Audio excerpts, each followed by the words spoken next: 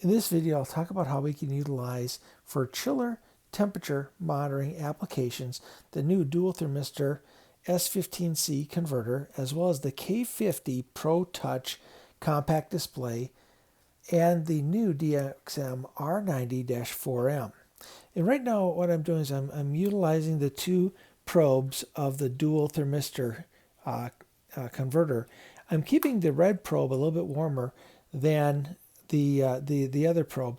By doing this, I am creating a delta or differential between the two thermistors, and that's what you see displayed on the K50 display right now. So I have a solid green saying I got a good differential between these, because what we're going to be doing for a chiller is monitoring the difference between the incoming and the outgoing water that's utilized in the process at a manufacturing facility. Now I may also be looking at, in addition to the water, the condensate. So those will also be differentiated as well.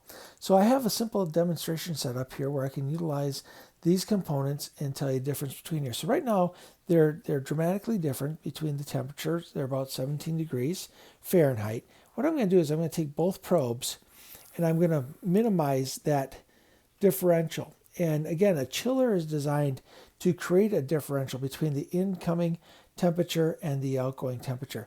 And as you see, as I get closer in temperature points, I now have a red flashing ring with lower differential temperature on the system. And so giving simple indication to an operator that they have a problem with the chiller operation.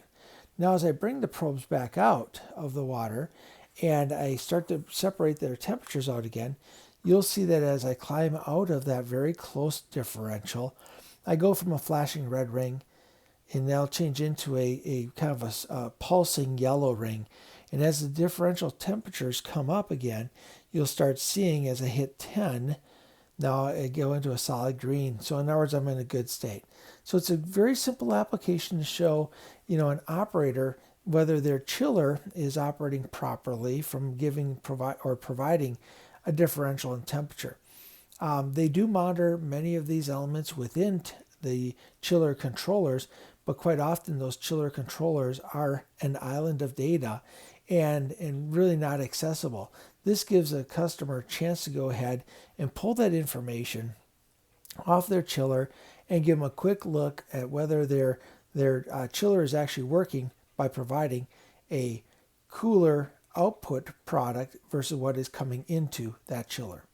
So if you have any questions on this, please reach out to Banner Engineering.